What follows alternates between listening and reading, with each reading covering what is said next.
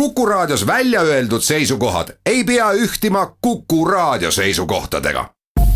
Te kuulate Kuku Raadiot.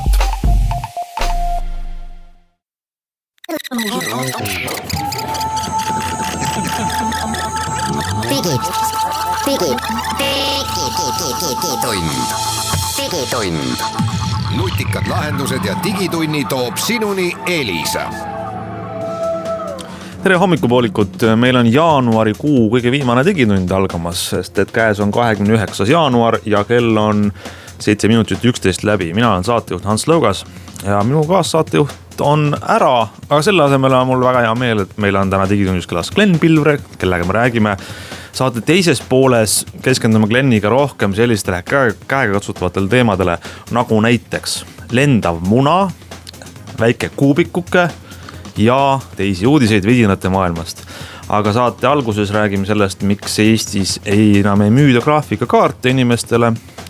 Amazon tegi uue kaupluse, kus ei pea enam teisi inimesega suhtlema ja teisi värskeid uudiseid. Digitund.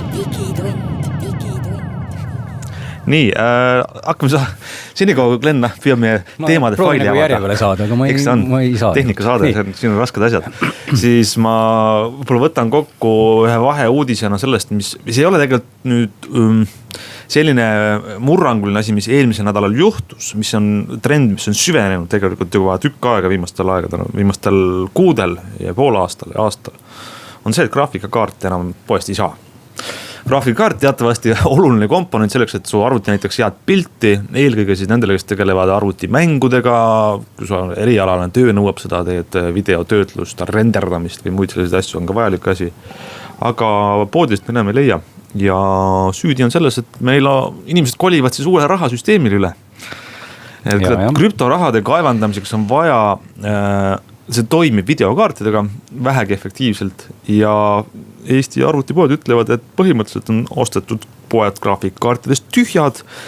Kõik graafikkaardid, mis maksavad üle 200 euro, on kadunud.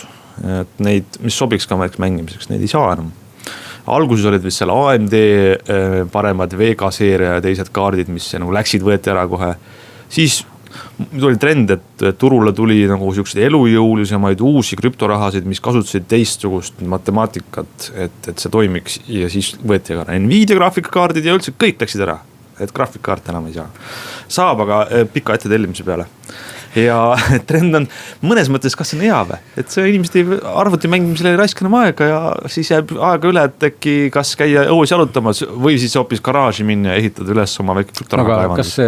No ma mõtlesin, et kas selle üle peaks nagu rõõmustama või kurvastama, et võib-olla pigem tõesti peaks rõõmustama, aga teistpidi kuidas see, ütleme, mis see rahalises plaanis nagu tähendab, et kui ma tahaks nüüd ka, ma kuulen sinu juttu, mulle tundub praegu, et ma nüüd hangeldaks mulle graafikakaardi ja hakkaks sellega siis möllama, et kas ma saaks siis rikkaks kohe? No vaat, kui sa ühe graafikakaardi saad, see on juba suur asi, see on selline defitsiit, jah. Aga mis selle asja majanduslikus isu on tõesti see, et praegu need kalkulatsioonid on umbes sellised, et Eestis sellise turu keskmise elektri hinnaga, asi on suure nõudlusega elektri tarbimisega, siis sa võid teenida seal kuni 5 eurot päevas, on siis selle kaevandatud müntide tulu miinus elektrile minev kulu. No muidugi tulu on sõltuv, see käib nagu selline osuti nagu -100 + 100. Seal on volatiilsus ka väga suur tõesti, et sa ei tea, et kas see võib homme kukkuda, keegi sulle garantiid ei anna. Või vastupidi. Või siis nagu ikkagi ajalooline trend siiski on, keskmiselt on ta nüüd tõusnud, see palju see krüptomünt väärt on ja eelkõige siis on siin Bitcoini vist vähe, Ethereum ja Zcash ja igasugused teised, siis kui sa nüüd 5 eurot päevas saad kasumit, siis ühe kaardiga. Ja ühe kaardiga, siis mingite kuudega teenid selle kaardi raha tagasi, kuna ka kaartide endide hinnad on läinud väga suureks. Aga kuidas seda nagu üldistada, mis selle trendi nagu mõte või taga sisu on, ma üritasin selle peale mõelda ja tead, see on niimoodi, et kui see kogu see krüptorahasüsteem on midagi sellist, et me inimesed siis saavad kanda üksteisele raha, liigutada üle kogu maailma, niisuguses vääringus või summas, nagu nad soovivad, ilma pangata, ilma mingi riikliku vahendajata, ilma ühegi nagu sellise institutsioonita, siis kes seda asju üleval hoiab, seda hoiab üle igaüks, kes tahab. länu selle kaevandamise. Nii et sa võiksid osta graafikkaardid, hakata kaevandama ja saada siis üheks ülemaailmse finantssüsteemi selgrooks, väikseks osakeseks seal. Ega tegelikult, kuidas ma ütlen, ega see krüptoraha iseenesest on väga üllas idee, vähemalt ma tahaksin niimoodi uskuda, on ju. Aga täna on tõepoolest olukord, kus see üllas idee on nagu mattunud juba sellise kihi alla, eks ole, et sellest algsest üllusest, et mul on mingi selline, kuidas ma ütlen, nagu rahvaid ühendav ja kõiki siduv valuuta, mida keegi kuskil ei tee sellega mingit sahkermahkerit, eks ole, siis täna nagu pigem tundub justkui nagu juba vastupidi, et ma ei saa nagu sellises tavamõistes nagu, kui ma ei ole mingisugune nagu mingi finantshai või investeerimiskuru, siis tegelikult nagu mind täna ei huvita see krüptoraha, sest lihtsalt see ei ole täna mitte midagi muud kui nagu selline võib-olla õnnemäng on võib-olla öeldud halvasti, aga ikkagi selline teatud mõttes sihuke gambling nagu heas mõttes. Ma saan sust aru, et ta ei ole nagu raha, eks ole, vaid ta on nagu asi, millega mängides sa võid saada rikkaks, võid saada vaeseks ja sul võib minna hästi või halvasti, eks ole, ja sa võid kulutada lihtsalt palju aega ja võib-olla on sul lihtsalt huvitav. Jah, kui ma mõtleme, et raha on see asi, mille väärtust sa tead, mis ta homme. Jah, et see on minu jaoks täna oluline, eks ole, et ma lähen homme, üle-homme ja siis ma saan selle sama raha eest selle sama asja justkui, et mul on see balanss, eks ole, täna nagu see krüptoraha, et see raha seal taga on nagu väga segav mõiste, et tegelikult ei ole nagu rahaga absoluutselt. Sellega ma olen nõus, jah, et kui me raha definitsioon on see, et ta on stabiilne väärtus, siis ta raha nagu ei ole. Raha tegelikult ei ole, jah. Aga küllap ta on nagu infotehnoloogilises mõttes väga põnev uuendus ja teiseks näha on, et üha rohkem inimesi millega pärast tunneb selle vastu huvi. Ei, no see on, siin ei ole millegi pärast tagasihoidlikult öeldud. Ütleme, 99% inimestest kuuleb, et ma saan sellega saab lihtsalt mingi täiesti õhust raha ja sellega saab ju nagu üle minuti võib saada, eks ole, miljonäriks, eks ole, et eks praegu tegelikult nagu öeldakse, on aeg tõesti ju ammu juba seal maal, et kui nagu see ingliskeelne väljend on, eks ole, kui juba kõik inimesed sellest räägivad ja soovitavad sul sellega tegeleda, no siis ilmselgelt võiks see tegeleda tegelikult millegi muu. Siis on võib-olla järgmine asi ütsida. Aga meie otsime kohe uue uudis, aga teeme vist väikse pausi ennem.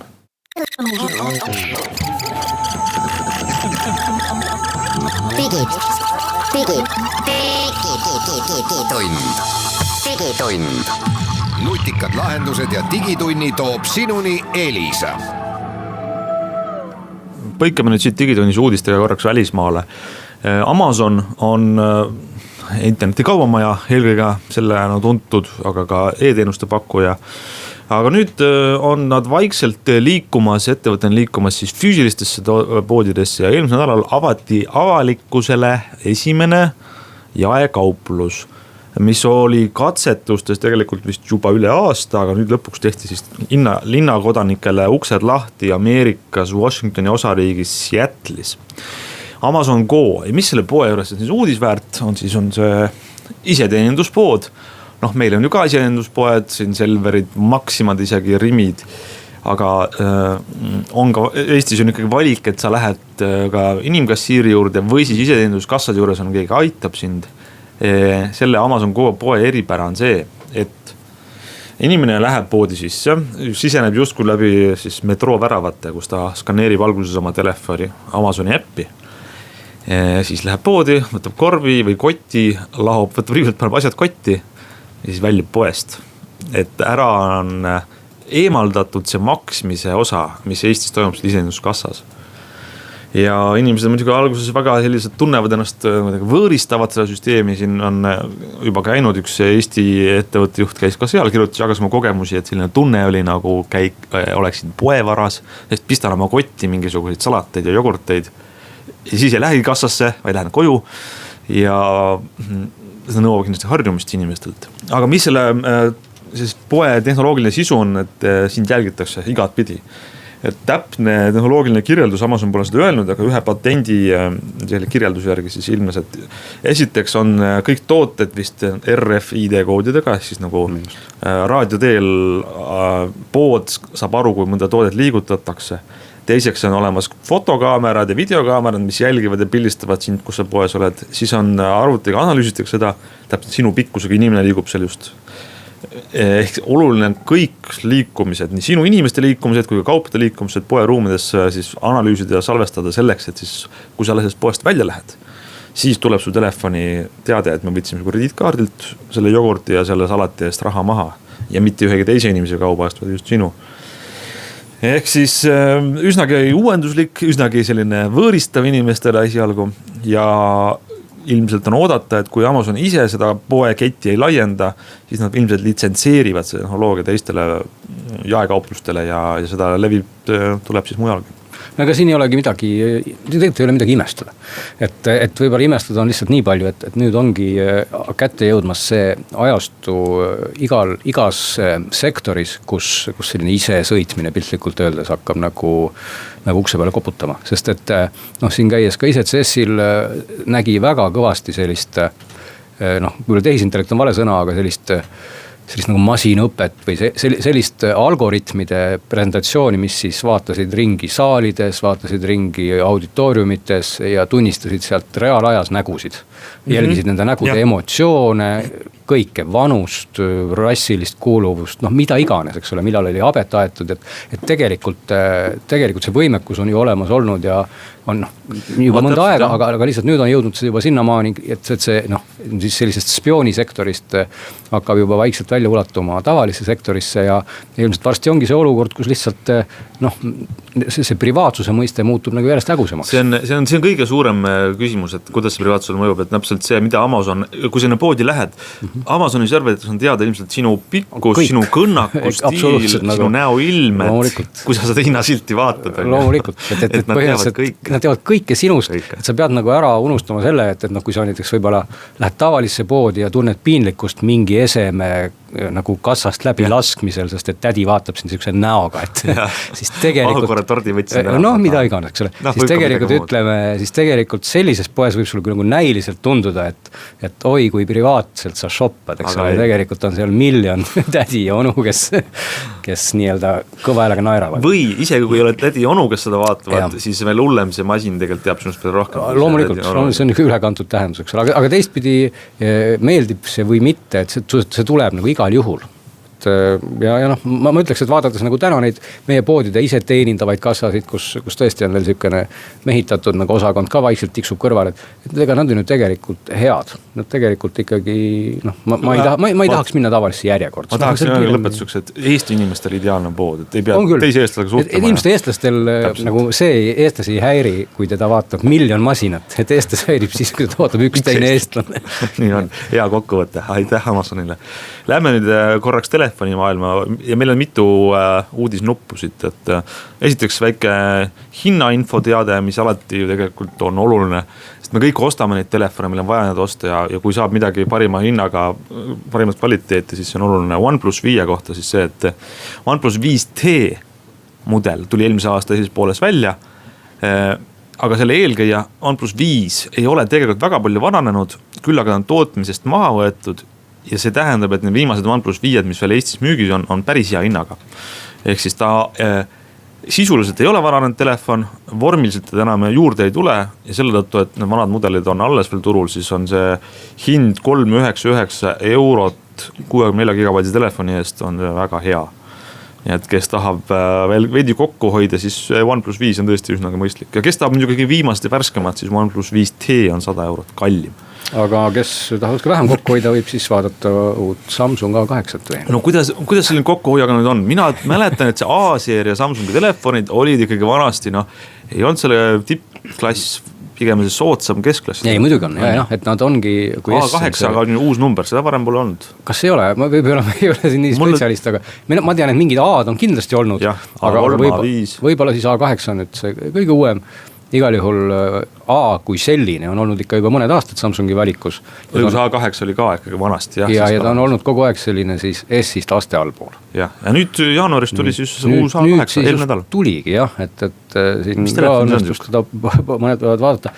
No tead sa lühidalt öeldes, et üldse Samsungi koha pealt on, minust on see nii nagu naljakas, et neil on nagu nad on nagu üks firma, aga neil on nagu naljakalt kaks sükust suunda, et üks disaini suund on see, kes teeb seda S-seeriat ja nemad nagu üritavad teha sellist Samsungi oma nägu ja siis on olemas nagu täiesti teine osakond, kes teeb seda A-seeriat ja nemad teevad kogu iPhone'i et nemad vaatavad kogu aeg nagu selle ajastu iPhone'i ja teevad siis täpselt samasuguse telefonist. Ka see eelmine A-seeria muide oli täpselt nagu tollane iPhone. Et see on nüüd põhimõtteliselt, kui sa paned selle ikkagi nüüd selle uue iPhone 10 kõrvale, mis on ka siis musta värvi ja välja lülitatud. Siis ausalt öeldes nende vahet tegemine muutub ikka erakordselt raskeks. Ja kui sa võtad nad ka kätte, siis on nad põhimõtteliselt identse kaaluga ja ega neil ka mõõtudes vahet väga ei ole, et täpselt sellised ümarad servad, mõlemal pool on klaas ja see võib-olla see ei ole üldse halb, et see võib-olla võib kõlada kuidagi niimoodi praegu, et Samsung ei tea, mis ta teeb, nad teavad ülest väga hästi. Et tegelikult see disain lihtsalt ongi ilus ja ongi äge ja see telefon ongi välimuselt väga õnnestunud. Aga ma olen suga nõus tegelikult, et minul on see telefon esimest korda käes praegu siin ja ma vaatan, ja tõesti must ja läikiv, aga mitte selline kuidagi odavalt läikiv, vaid kallis asi, hästi tugev ja korralik kõik on täpselt selline. Ümarad servad ja. Ja ega tegelikult ka sisult on seal kõik väga hästi välja arvatud üks asi, mis tegelikult ei ole üldse hästi ja mis tuli mulle küll väga suure üllatusena ja see on kaamera. Tõsi ka, jah? Jah, mina julgeks küll nii öelda, et Samsung on nagu pannud kõvasti rõhku sellele kaamerale, mis sinna ettepoole vaatab. Nad on sinna pannud 2 kaamerat. Lausa. Ja see on siis mõeldud mis selle mõte on? Mõte on selles, et kui me teeme nüüd sinuga koos ühispilti, siis meie taust oleme udune ja meie oleme teravad, eks see teravus-sügavuse efekt. Et 2 kaameraga on seda nagu võimalik siis palju paremini luua seda efekti ikkagi, et ei pea tarkvaraga nii palju möllama, et ta saab aru sellest kaugustest ja oskab tausta udustada. Nii et see esikaamera tõesti on nagu selline võib-olla nagu pluss, aga see tagakaamera tegi lihtsalt selliseid, kui lühidalt öelda, et miks ta siin nagu ei tundunud mulle hea, ta lihtsalt tegi koledaid pilte, et ta nagu see valge tasakaal oli imelik, et inimesed muutusid selliseks nagu sinise, punase, halli seguseks kuidagi ja pimedast kippust hästi palju üle valgustama ja ei olnud see pilt siuke loomulik ja et lihtsalt need pildid nagu iseenesest ei olnud nagu nii meeldivad, kui nad on kallimates Samsungites või siis rääkimata teistest konkurentidest või ka kui me vaatame siin, ütleme, et Sonil on Xperia XZ kompakt või üks kompakt, mis on ju veel odavam ja mis teeb palju paremaid pilte, nii et tegelikult see tagumine kaamera nagu oli kohe nagu üllatavalt nigel, ta on küll kiire ja kõik, eks. Nii et selline lühikokkuvõtte tundus aga see täitsa on ju eristumine turul, et tõesti, kui me vaatame nüüd selliseid iga tootja sinna nagu paremaid telefone või kallimaid telefone, siis kõigil on standard, et sul peab taga olema 2 kaamerat, teed siis selle portreepildi või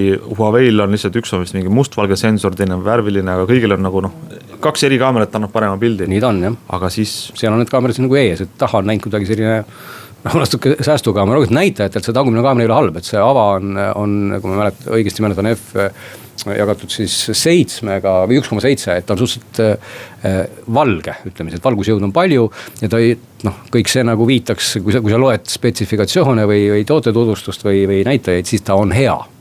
Aga päris elus ta ei olnud nii, et võib-olla tarkvara uuendus nagu päästab selle.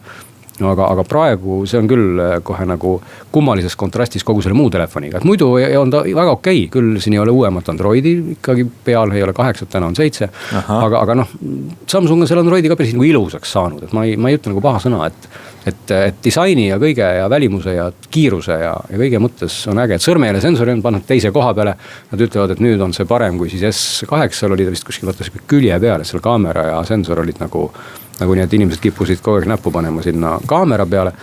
Ma ei oska seda kommenteerida.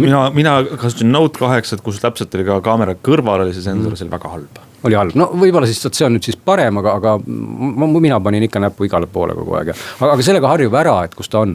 Et kui võib-olla veel kokkuhoiust rääkida, et seal on ainult üks kummalisel kombel või kummalises kohas asuv kõlar kuskil üleval. Külje peal on tõesti, jah, et ma lasen küljele kuskil on mingi muusika. Et rohkem nagu seal kõlareid üldse ei ole, aga samas on ta veekindel ja need. Ja hinnaklass jääb ta kuskil 500 euro. Ja täpselt 1 euro vähem kui 500. Päris kallis ikkagi tegelikult. Jah, selle välimuse eest ei ole see paha, sest kui sa vaatad iPhone 10 hinda, siis on see ju kallim tunduvalt. Näeb samasugune välja. 2-3 korda kallim peale. Aga jah, nagu kas ma selle raha eest sellist kaamerat tahan, see on nagu. See on tõesti, kui see on ikkagi väga palju sellise kaamera eest küsitud. Natuke, kui see esikaamera on võib-olla ainus argument. Esikaamera tegi must väga ilusa portree. Nii et siis võib-olla tulekski keskenduda sellele. Või moraal, et ikkagi rohkem kaamerad vaja, taha 2, ette 2 ja võib-olla siis sinna külje peale ka mõni, kus see ka. Võib-olla Samsung lihtsalt katsetab nagu natuke sellise tarkvaraga, et vaatame, kuidas läheb, et alati saab ju seda tarkvara uuendusega parandada. Võib-olla, aga lähme siit nüüd väiksele pausile.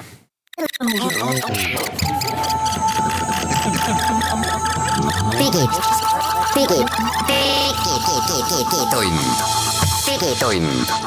Nutikad lahendused ja digitunni toob sinuni Elisa. digitund on tagasi eetris ja nagu saate alguses välja lubatud, nüüd on jutuks lendav muna. Vähemalt selline on siis väike ette ära öeldud, millega tegu on, sellepärast et see inimene, kes seda seadet näeb, ei tea, oska arvatagi, et tegu oleks lendava munaga. Tiibu tal ei ole, ta on lihtsalt suur selline dinosauruse muna või jaanalinnu muna. Noh, ma ütlen, et 20-30 centimeetrit kõrge, plastmassist läikiv, piklik muna, sees keegi ei piksu, ei võbele, küll aga on sellise aluse peal ja peale on kirjutatud talle siis Power Vision. Ja siis see Power Vision muna on siis? No tänases mõistes ongi ta natuke nagu naljakas, et ta võibolla siis, kui teda esitleti ja see juhtus muide aastal 2016, siis ei olnud üldse naljakas, siis oli puhas ulme ja tundus, et tegemist on maailma kõige ägedama munaga, et loomulikult on see droon, mis siis pakib oma tiivikud ja jalad ja kõik muu siis sinna muna sisse, kaasa arvatud siis kaamera. Ja siis on teda väga hea kuskile kotti visata, kui sul on selline dinosauruse muna mahutav kott. Ja sel ajal, kui seda siis esitleti aastal 2016, tõepoolest midagi taolist, et sa pakid sellise drooni kokku, ei olnud olemas, sest et teadupärast ei olnud siis veel Mavic'ut, kui ma õigesti mäletan, DJI-l olid ainult Phantom seeria droonid ja need olid ikkagi suured ja kobakad. Et see muna tundus nagu üliäge ja ta oma sellistelt tehnilistelt droonikaamera näitajatelt ongi siis sellise tollase aasta 2016 Phantom 4 nagu spetsifikatsioonidega kaamera, et 2,3 tollise sensoriga, 2,3 tolli, mitte siis nagu teab mis suurega. Ja kõik oli nagu hästi, aga selle muna traagika on selles, et ta jõudis kohale umbes praegu. ehk umbes nagu paar aastat liiga hilja ja endiselt on tal veel siin tarkvaralisi ja kõiki muid probleeme. Ja tänaseks on lihtsalt muu maailm, droonimaailm eesotsas DJI-ga hüpanud nii kaugele eest ära ja siin on taskusse pandavad droonid, mis lihtsalt paraku on palju väiksemad kui see muna ja noh, nagu näitajatelt tunduvad suutlikumad, mis aga muidugi ei vähenda selle muna vau-efekti. No kõik see tundub väga absurdne, et sul peab olla üks muna, kuigi tõesti su jutus on loogika, et kui meil on droonid, mis on tiivikud keerlevad ja nad on sellised, võtavad palju ruumi, siis on ju hea, kui me saame selle asja kokku pakkida. Loomulikult. Aga nüüd see muna mul siin käes ja muna all on ka kaamera, ma üritan seda muna siin vaata, kui sa vajutad nagu DJI droonilgi, et üks lühike, üks pikk vajutus niimoodi tõkk ja hoia ja all ja nüüd ta lülitab ennast sisse ja siis ta pakib ka oma jalad lahti ja nüüd vaata ära kätt selle jala ees hoia. Võta tiivikust nüüd palun kinni, jah? Tiivikust kinni? Ei, vaid sellest nagu tiiviku jalast, hoia sellest kinni ja vajuta 3 korda toitja nuppu. Ahah, nii. 1, 2, 3. 1, 2, 3 ja kas muna tõuseb, oi ja munad tulevad otse eetri ajal praegu jalad ka välja, ta on tõeline ufo-lae, ma pean ütlema seda. No, nüüd on ta siis stardi valmis piltlikult öeldes. Et ühesõnaga, nagu sa ütled muidugi, et ega see disain kui selline ongi nagu kihvt, aga lihtsalt täna on nagu kurb loolisus on lihtsalt see, et selle muna küljes peaks olema parem kaamera ja siis juba olekski tegelikult palju parem. Et lihtsalt see nagu tänane droonikaamera, mis siin küljes on, see ei ole tänane droonikaamera, see on aastast 2016. Ja sama hästi võiks see olla aastast 84 kuskil Stanley Kubrick ulmefilmis, mingi selline rekvisiit. Kindlasti, et see on muna, millest tulevad välja 4 jalga, just kui nagu hüdrauliku mõjul, siis tulevad tiivad ja lendab minema. Ja ega tal need lennuparameetrid ei ole üldse kehad, et ta lendab ideaalis kuni 5 kilomeetri kaugusele, nagu ka DJI droonid, siis puldi külge käib nutiseade, küll suur iPadi mahu, eks ole. Nii et põhimõtteliselt noh, ta ongi selline, et kõik on nagu hästi, ta ei tee lihtsalt siis nii häid pilte, nagu teevad täna natuke väiksemad DJI droonid, eks ole. Aga noh, kuidas ma ütlen, nagu on olemas ka autod, millega lihtsalt minna poodi ja iga päev sõita, mis on võib-olla igavad, siis on olemas ka sellised autod, mida sa lähed võib-olla garaaži poleerima ja siis näitad teistele, vaat see on siis see teine auto. Võib-olla siis võib seda muna minna poleerima. ja nagu kellelgi on tõesti huvi seda muna minna lähemalt vaatama, siis Droom.ee poodi võite minna, seal on ta just leti peal olemas, et see on Eesti ainuke muna tõenäoliselt. Mis lendab 5 kilomeetri kaugusele. Ja ma arvan, et see muna võib-olla ka Eesti ainsaks jääb, kui keegi ei tunne nüüd kontrollimatut soovi selle eest palju eurosid ära anda. Kas ma saan selle muna tagasi oma algvormi, kui ma vajutan ühte nuppu siin peal või? Ei, vaata, siis ta kukub sul kohe külili, nii et see ei ole lihtne, et ma annan tõsta ta praegu maha. Ära ta praegu ei lenda loodetavasti. Ära mine kuhugi. Olgu, selline kurioosum, aga meil on sellised põnevamaid vidinaid ka. Sony uus kaamera. see tundub väga asjalik vidin esmapilgul või vähemalt. Väga asjalik, eellugu nüüd see, mina olin eelmisel septembris IFA messil Saksamaal, kus seda esitleti, et meil on uus kaamera, tulid suured slaidid seina peale. Paar tundi hiljem oli lahti ka boks, kus kõik said seda kaamerat siis lähemalt uurida. Ja see kaamera nimega RX0 näeb välja selline, kuidas öelda, nagu 2 tikudoosi või pool suitsupakki või selline väike kuubik. Tootedisain jube ilus, selline mõnusalt sakilised servad, nagu tugev mingisugune, kas karbon võib-olla mitte, aga nagu mingisugune sulametallne, taga on ekraan, ees on siis ka Zeissi muidugi korralik 35 mm ekvivalent objektiiv. 24 on siis päris fookuskaugus, aga justkui 35 selles, siin on kirjas 35 mm equivalent. Ei, täiskaadri equivalent on 24, just seda muide ajad paljud segamini, paljud on lausa kirjutanud seda, et see on 35 mm täiskaadri keeles, ei ole. See on tegelikult nagu 35 nagu täiskaadri keeles 24, just. Nii, ja esimene asi, kus ta veel ajab inimesi segadusse, on see, et ta näeb välja selline must kuubik või ütleme risttahukas, mis on esimene seos kohe GoProga. Ei no ütleb otse välja, ta näeb välja nagu seikluskaamera või nagu nad kõik on. GoPro killer, ma ütleks selle kohta. Jah, paljud ongi seda siis ka nagu peale IFAt kohe, kui seda seal näidati, ka niimoodi teda kohe esitleti ja ajakirjanikele väga kõigile meeldis see GoPro killeri väljend. Aga miks see õige ei ole? No vaat nüüd on selgunud, et tegelikult ega Sony ise ka teda ei turunda kui seikluskaamerat. Sonyl on ju olemas seikluskaamerate seeria. Action Cam, jah. Action Camid, aktsioonikaamerad, mida see RX0 tegelikult ei ole. Et RX0, miks ta tegelikult üldse meile kõigile nii äge tundus, et nagu RX seeriale enamikul on siin sees siis see suhteliselt suur ehk 1-tolline sensor, mis teadupärast on Sony RX kaamerad muutnud väga-väga populaarseks, RX100, RX10 ja lihtsalt see sama suur sensor mahtus siis sellesse tikutopsi ära ja nüüd tundus, et see ongi maailma kõige ägedam seikluskaamera.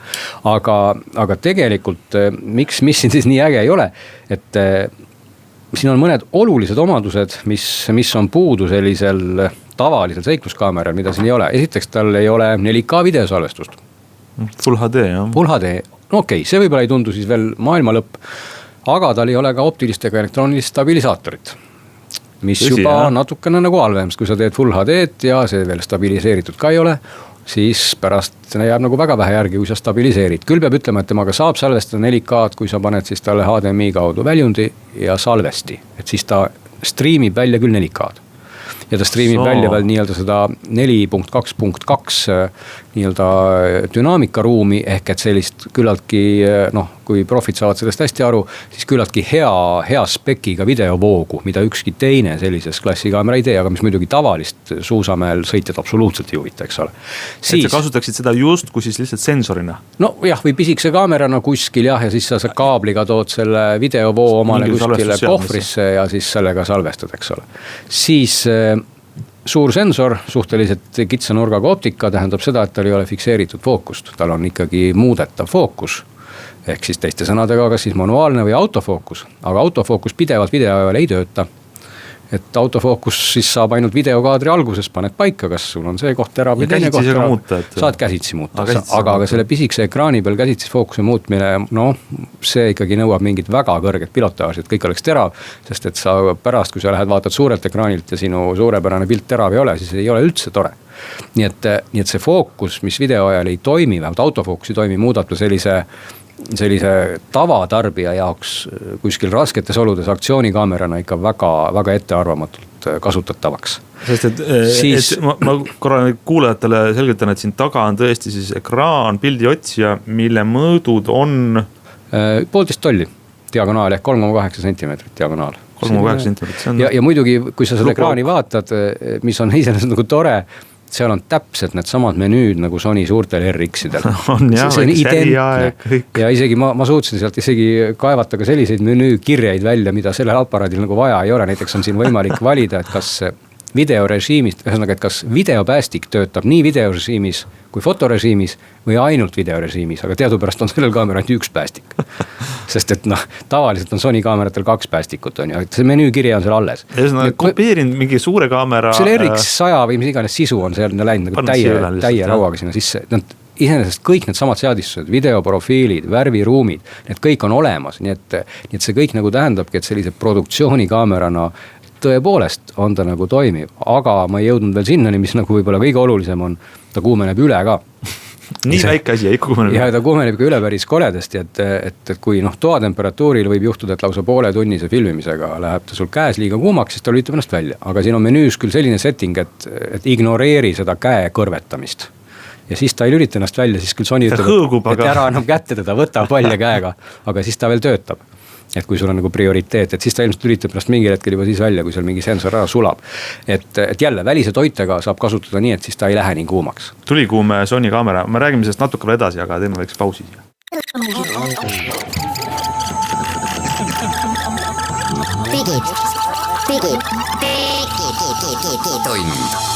Digitund. Nutikad lahendused ja digitunni toob sinuni Elisa. Oleme digitunniga jälle eetris tagasi. Meil jäi jutt pooleli selle Sony väikse musta ristahuka juures, mis istub ilusti käes, näeb väga mõnus välja, aga ei ole kasutatav seikluskaamerana, kuna pilt väriseb, ei ole stabilisaatorit, siis fookust panna on ülikeeruline. Ma proovisin vahepeal selle väikse lukuaugu ekraani pealt, ei saa midagi aru ja lähim fookuskaugus on 0,5 meetrit, et siis lähivõtteid teha ei saa. Siis kui filmida sellega pool tundi järjest läheb tuli kuumaks, et käega puudutada ei tasu. Nii on jah. Nii on jah. Vaata sellepärast see väliskuju on ka natuke siuke metallne, et see on nagu üks suur radikas kõik. Jah. Aga milleks ta siis kasutusele kasutada? No produktsiooniks. See on niuke äge sõna on ju. Äge on, et mul on produktsioonikaamera, et ma ei ole mingi siuke amatöör, et mul ei ole seikluskaamera. Aga tegelikult ka, kui see sõna taha vaadata, eks ta siis nii ta täna, ta on ühtepidi nagu hea vabandus, aga teistpidi, eks ta natuke ka nii on, et neid saab ühendada siis äpiga kuni 5 tükki, kui sul on mobiiliäpp ja tahvliäpp, küll peab kohe ütlema, kui sa äpiga ta veel ühendad, siis see aku hakkab tühjenema seal nagu täiesti nähtavalt. See akus, see näeb välja väga väike, see ristahukas, siin on see suur sensor, ilmselt väike ekraan, mälukaart, midagi veel, palju seda, kui suur see aku on? No aku on nii, et ideaalis, Sony ise ütleb, et kuni tund videot. Aga see on ilmselt mingites õhutühjas kosmoses kuskil on see tund videot, et päris elus see tundub utoopiline. Sest juba siis, kui sa selle ekraaniga seal möllad, seadistad, juba siis sa näed, kuidas aku protsent kukub kogu aeg. Ja kui sa paned veel selle äpi külge, mobiiliga streamid siis üle wifi seda asja, siis aku kukub veel kiiremini. Nii et tegelikult see tund on praktikas, see ei ole väga nagu tõsiselt võetav, et pigem võibolla seal pool tundi kuni siis 3 eks ole. Aga mis sa siis teha saad, kui sul ühendad äpiga 5 tükki selliseid? No selle mõte on jah, et ütleme siis, sa saad korraga ühendada 5 tükki ja sa saad juhtida neid ühe sama äpiga, ehk sul on 5 kaamerat, näiteks sa, ma ei tea, sõidad rallit, paned omale 5 kaamerat erinevatesse kohtadesse autos, saad need kõiki siis korraga kinni käima panna, teha ägedat, eks ole, pildimaterjali. Sa võid osta juurde veel eraldi, Sony pakub sellist raadiopulti, millega saab siis neid kaameraid ühendada tervelt 15 oma vahel. Ja veel kõvem produktsiooni sõna, eks ole, et sa ikkagi paned 15 kaamerat ja tõesti teed midagi ilusat. Ilmselt siis ostad sinna juurde veel ka 15 välist salvestit, kui sul on vaja 4K videot, eks ole, pluss siis 15 välist toidet või, et see kõik kokku tähendabki seda, et ikkagi suure P-ga produktsioon on nagu see, mida siis selle kaameraga teha, et kui sa mõtled, et sa tahad seda nüüd GoPro asemele või seal ei ole nagu mingit võrdlusmomenti, sest et ta ei ole nagu sellist kasutus nagu stsenaariumit ta tegelikult ei paku, et nagu seikluskaamera, sest Sonyl endal olemas ka, meil on isegi laua peal oli juhtumisi juhuslikult olemas, on Sonyl on FTR, mis ta nimi on 3000X vist. Ja X3000R. Sonyl on neid seikluskaamerad kogu aeg olnud ja see maksab üle 2 korra vähem, see on optilise staabikaga, teeb 4K videot, ei kuumene üle ja kõik need näitajad on siin olemas, aga tal ei ole suurt sensorit ja kahtlemata see pildi kvaliteet ei ole võrreldav, eriti kui hämaras teha. Selle RX0 hind oli? 800 millegagi, eks ta siin võib-olla natuke liigub, aga 8,5 ütleme siis täna. Ega päris kallid, aga mul on tunne selle kõige põhjal, et aga mina, kui ma teeksin produktsiooni suure P-tähega, siis kas ma ei võiks juba võtta selle Sony RX10 või korralik, kus ma saan vahetada objektiive, võtta portree. No tegelikult aga see RX10 on ka fikseeritud, ta on suure zoomiga, aga ta on objektiiv kinni. Sa võid võtta küll RX100, mis on niisugune taskukaamera, aga tõepoolest see kaamera ikkagi oma olemuselt on nüüd tillukene, et kui sa ikkagi tõesti tahad mingi ralliautona neid kleppida alla peale ja ja igale poole külje peale, siis ikkagi sa RX100 sa sinna niimoodi ei kleebi, ta ei ole kivikindel, ta ei ole löögikindel, ta ei ole veekindel, see kaamera on, eks ole. RX0 mõte on siis, ma teen produktsiooni kohtades, mis on siis keerulised. Jah, et ikkagi, täna, kui sa vaatad produktsiooni inimesi, kes võib-olla tegid ka maailmatasemel produktsiooni, siis ilmselt on nad kasutanudki GoPro'd või midagi taolist, mis tegelikult ei ole ju kaugel professionaalsest või on kaugel. Pisike sensor, mis produktsioonis sa räägid, eks ole. Et see kaamera ikkagi taolise inimese jaoks täna või taolise sihtgrupi jaoks võiks olla nagu väärt investeering, sest ega hind ei ole ju võrreldes teiste RX-idega ka väga suur, et teised maksavad selle üle 1000. See on 800, eks ole, millegagi on. Nii et, aga jah, et see nagu lootus, mis kõigile meile võib-olla sügisel tundus, et nüüd on tulnud välja selline tõeline GoPro killer. Et võib-olla kui Sony seda kaamerat edasi arendab ja see on siis RX0, ütleme siis 1 võib-olla tuleb varsti 2 ja RX1 äkki ei no RX0 on ta jah, et ilmselt võib-olla tuleb aasta pärast temast siis nagu järgmine versioon, eks ole. Aga jah, ei päris hea lugu selles mõttes, et inimesed, kui te lähete poodi vaatama, siis et ei satuks sinna samasse eksitusse. Muidugi, mida võib-olla veel selle kaamera lõpetuseks öelda, et väga hästi toimib ta pisikese fotoaparaadina. Ja tegelikult nagu selle kaameri mudeli nimestki näed, et see on DSC, Sony keeles on see Digital Still kamera. Ja nii on ka kirjast kasutusjuhendis. Et tegelikult tegemist ongi ju miniatuurse fotoaparaadiga ja sellena toimib ta muide suurepäraselt, sest ta teeb autofookus, töötab, kõik töötab. No. Sa võtad taskust välja ja teed klõpp pildi ja see päästik on ka 2-astmeline, nagu päris fotokal. Selles mõttes, et kui sa videot ei taha teha ja pilte tahad teha ja tahad sellist tikutopsi, mis on RX100. Aga tal on selline teatud filmikaamera elementi ehk, et sa ei saa sealt, kuna see pildi otsija ekraan on nii pisike, siis sa ei saa vaadata, et mis välja tuli, kas oli fookus või on. Seda tuleb siis hiljem, kui oled ära ilmutanud. Vaatad hiljem, kui oled ära ilmutanud. Nii et niisuguse pisikse spiooni fotokana on ta ka väga äge, aga seikluskaamera ta ei ole ja sellena ei tasugi teda üldse minna vaatama. Nii, väga tore, aga meie saade on peaaegu läbi, aga meil on jäänud veel siin 5 minutit ja miks see on hea, et meil on just täna Glen külas, ma saan kasutada võimalust ja rääkida sinuga ühest uudisest, mis meil vist eelmine või üle-eelmine saade mainisime ka uuest Nissan Leafist ja räägime sinuga nii kaua, kui meil seda aega veel on, vanast ja uuest Nissan Leafist. Esiteks, sa käisid seal Las Vegases CES-il kuu alguses, kus oli uus Nissan Leaf väljas. Nissan Leaf on ju meil Eesti kõige levinum elektriauto üldse ja selle uus versioon on tulemas. Mulje see sul jättis? Suhteliselt halva mulje. Halva, jah? No võib-olla see kõlab nagu järsult, aga ega teie välimuselt ei olnud tal ju midagi viga, ega see vana Leaf nüüd ka ei ole ju võib-olla mingisugune disaini meistriteos kõigi jaoks ja uus oli ka igati selline võib-olla innovaatiline ja tore, aga eelkõige jättis mulle halva mulje nagu sisu natukene, et kui sellel vanal Leafil on minu arvates see näidikute pool nagu kohe üli hästi õnnestunud, seal on niisugune mitmetasandiline nagu plokk, spidomeeter on seal õlju klaasi all ja ta on tõesti nagu väga, väga tore on temas istuda ja vaadata, mida ta näitab, siis see uus Leaf nagu selgelt oli, seal oli nagu kokkuhoiupoliitikat tunda kuidagi, et see sisu oli tõmmatud selliseks ahtakeseks, näidikute osas just ja ta ei näinud nagu välja selline nii tuleviku auto, kui nägi välja siis vana Leaf. Aga kahtlemata ilmselt muus osas, ega tehnoloogiad on edasi arenenud ja eelkõige akumahud, et selles osas on uus Leaf loomulikult ägedam. Muidugi uus Leaf näeb väljast ikkagi üsna sarnane välja, ta on erinev, aga põhimõtteliselt sama klass, sama tüüp on ju. Aga tõesti jah, nagu sa ütlesid, elektriauto puhul on ju kõige esimene küsimus ikkagi, et mis hinnaga, kui kaugele ma sõita saan. Just. Et selles mõttes ega uus ja hind oli meil teada, Eestis tuleb see vist 33-34 000 eurot alghind ja kui palju sõita saab, see on nüüd siis rohkem. Meil on praegused Leafid ja elektriautod, mis turul on 24 kilovatt ja 30 tuli siis nüüd nii-öelda siukse facelifti või kuidas me ta nimetame käigus, et sellele vanale Leafile nii-öelda, vana keretüübiga Leafile siis tekkis siin mingi aeg tagasi võimalus võtta siis suurema akuga versioon. Just. Ja ka nüüd ma saan aru, et uuel Leafil on see akumaht veelgi suurem. Isegi peast praegu ei mäleta, kas oli 38, kui see on see leht seal lahti, siis sa võid ka kohe seda vaadata.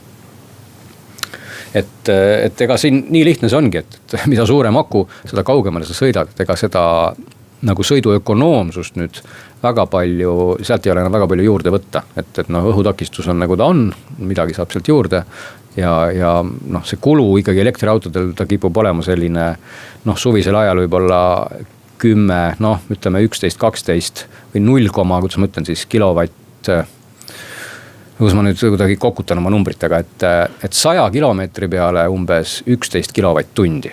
Ja kui ütleme, praegu on sul 24 kilovatt-tundi, siis saaksid teoreetiliselt sõita 200 talvel ütleme võib-olla isegi paarkümmend kilovatt-tundi 100 kilomeetrile.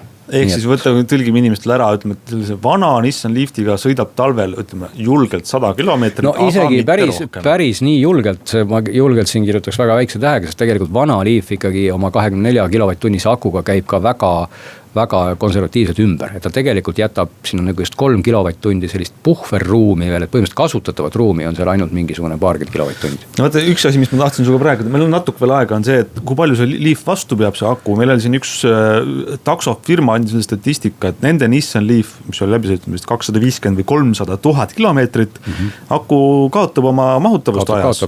Et nüüd on siis kuskil 80 kilomeetrit on ühe laadimise ots. Sina oled ju ka sõitnud Leafiga siin päevast päeva, aga sa ei ole sõitnud nagu taksot. Sa oled nagu sõidad jaa, aga mul on seal ees ka päris palju juba üle 110 000. Sul on kadunud sellest? Mul on sellest, seal on Leafil on teadubast 12 nagu pulka ja mul siin mõned kuud tagasi siis kukkus see üks ära. Nii et tegelikult see üks kukub ära 15% juures. Aha. Nii et siis kui 15% akust juba on läinud, siis see üks kukub ära. Mitu aastat vana autos on? No nüüd saab kohe varsti juba 5. Ja. Nii et seda on natuke ka tunda võib-olla, aga nagu minimaalselt, et ega kunagi ei ole see Leaf tundunud nüüd selline Tartusse sõidu auto ja ma ei olegi teda selleks autodes kasutanud. Nii et me ikkagi talvisel ajal ja niimoodi, ekstra rusikareegel on, et umbes 100 kilomeetrit on selline maanteesõitu, aga natuke sees, linnas võib-olla natuke rohkem, siis kasutad kütet. Nii et aga pigem ma ütleks nagu muus osas, et ikkagi erinevalt kõikidest bensiinimootoriga autodest, millega ma olen ka eelnevalt sõitnud, selles autos nagu midagi muud, millest üldse ei kuluna. Et see on nagu täiesti uskumatu, sellega ei ole mitte midagi muud tehtudki, et praegu ma paneks nagu uue aku sisse, miks jälle uus auto. Aga nii võikski teha, aga me räägime sellest kindlasti selle aastal veel, Digitunnis tänane saade on läbi, aitäh kuulamast.